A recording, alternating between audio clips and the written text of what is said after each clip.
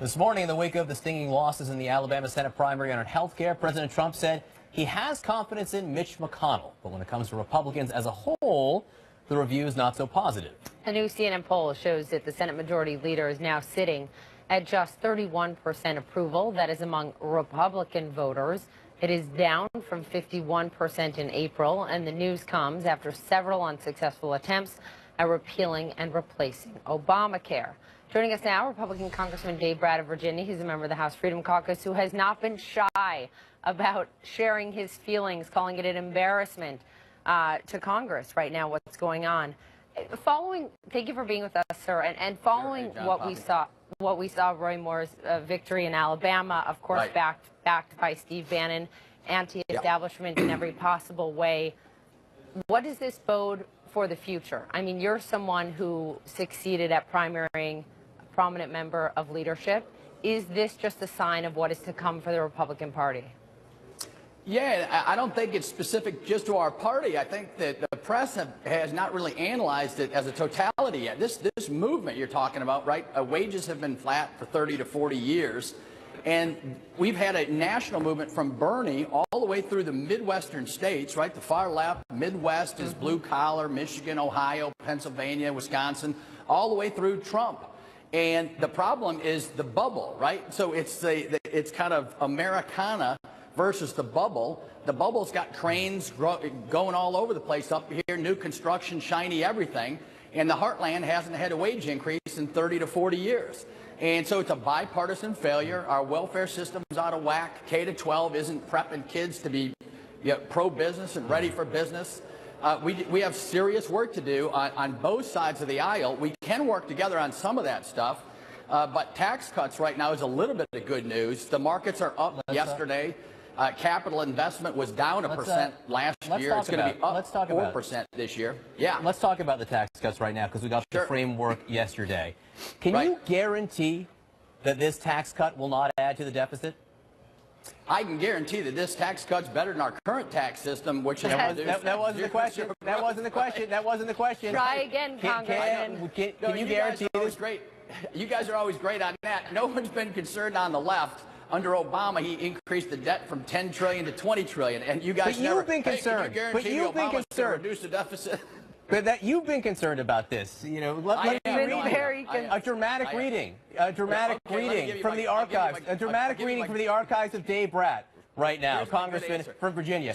On the national debt, hang on, let me read this. We have a moral obligation to address the failure, talking about the national debt. We owe it to our children and grandchildren to put this nation on a solid, sustainable, and permanent course toward eliminating deficit spending and reducing national debt. So why was there this moral obligation under President Obama but not President Trump? No, there always is. Whoever wrote that quote's a very wise, moral man. So what we got to cover here is about $1.5 trillion, right? So we're going to go deficit $1.5 trillion over 10 years. So that's $150 billion a year. If you get 1% economic growth or 2 more, right, added, we will pay for that.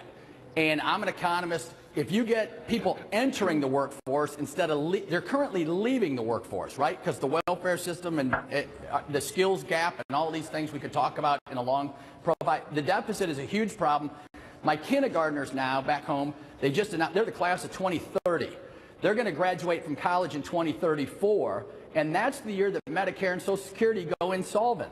So you're right. The deficit is a disaster.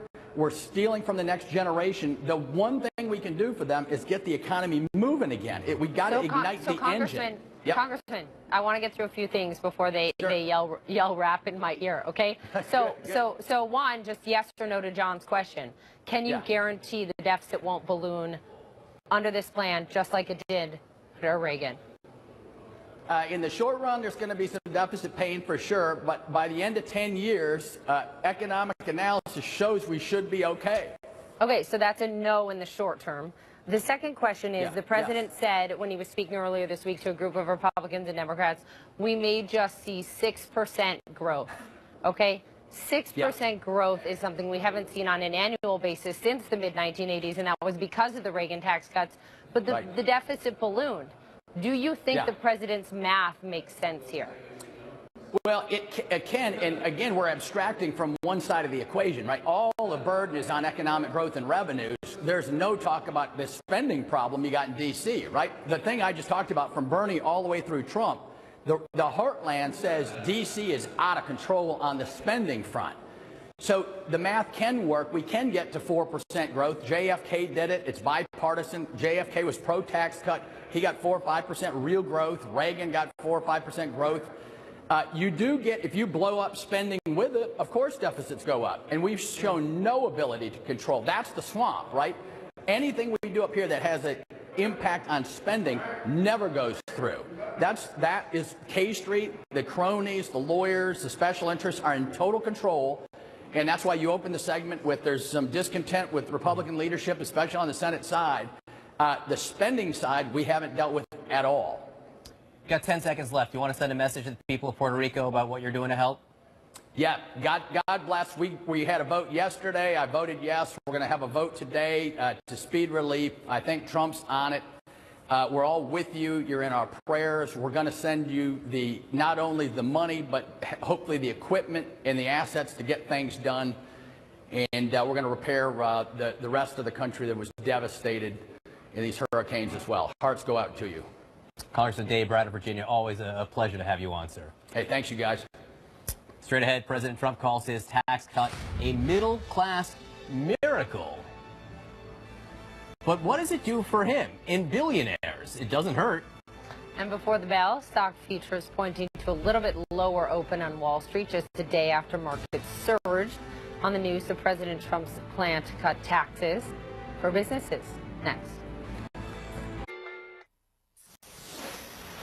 At the White House this morning, the president's team is hoping that tax cuts, big tax cuts, can turn around what has been a taxing 8 months for this administration. This week alone, the president's pick in the Alabama Senate primary got trounced, as did a last-ditch GOP effort to repeal and replace Obamacare. Now, the former can't really be disputed, but in an interview with Fox News this morning, the president refused to accept the latter. Listen.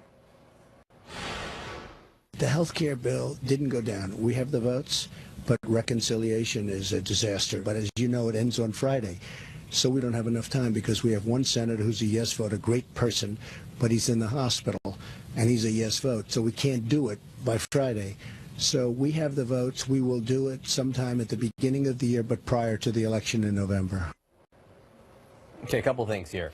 There is no yes vote in the hospital. Thad Cochran, who seems to be the senator in question, who's had some medical issues, he's been tweeting saying, "I'm not in the hospital, everyone. Look at me. I'm recuperating in Mississippi. Look forward to returning to work soon." So that part's not true. Also not true, if they had the votes, they would vote. Let's discuss. Joining us, CNN political commentators Doug Heye and Simone Sanders. You know, Doug, the president keeps putting Thad Cochran in the hospital and keeps insisting they have the votes to pass health care, which they don't right now. What's going on here? Well, I think they still can't admit that the serious problems that we have for repeal and replace, how difficult it is, and our base still wants to repeal and replace Obamacare, so we're going to continue to talk about it.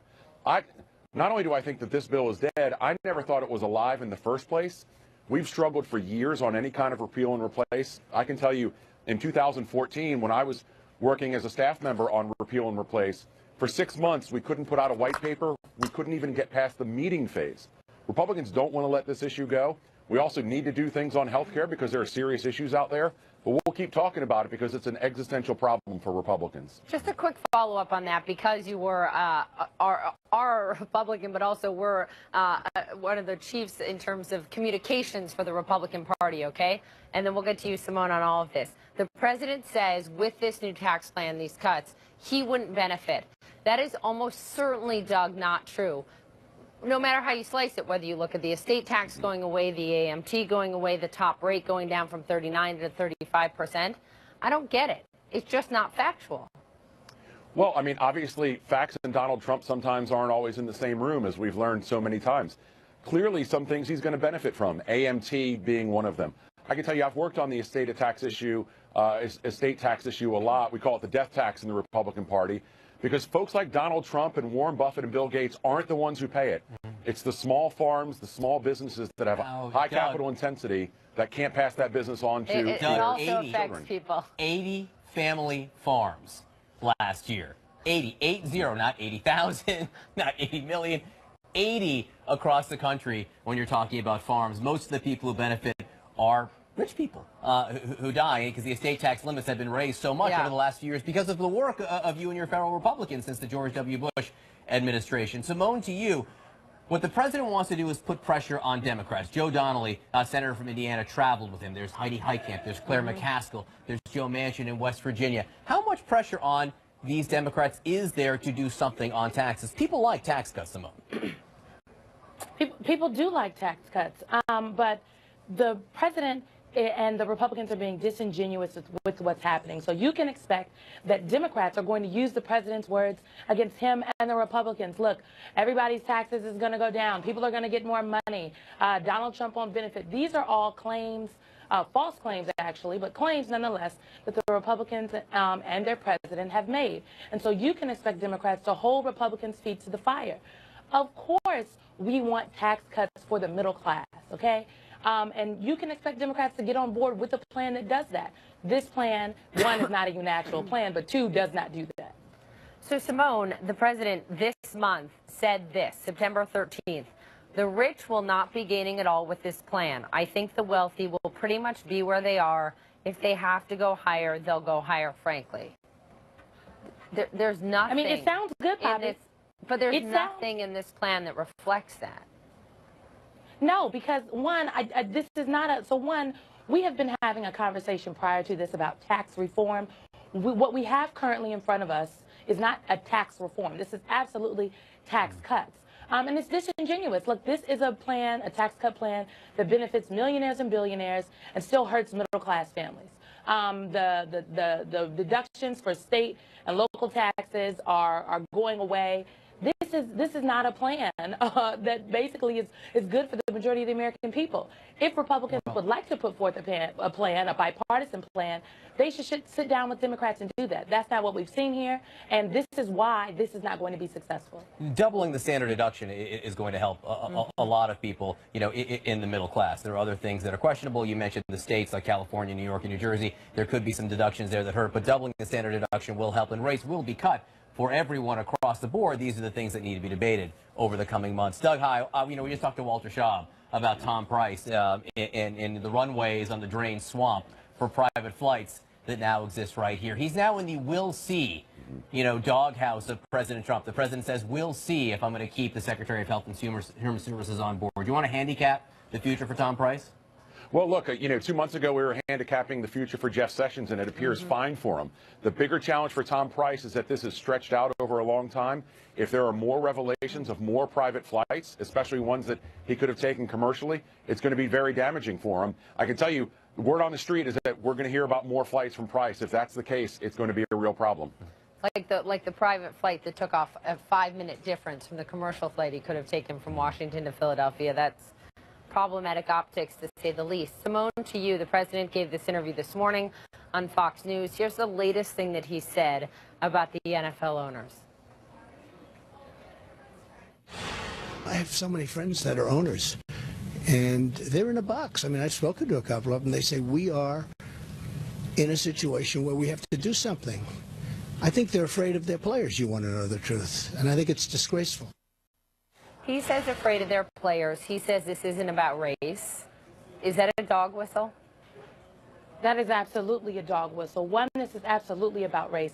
Colin Kaepernick took a knee to highlight the injustice in the justice system, to highlight police brutality, and to highlight racism and white supremacy. Then you have Donald Trump come in and say everyone who's taken a knee are sons of bitches, and that the owners need to basically get their players in line. If that's not a dog whistle, I don't know what is.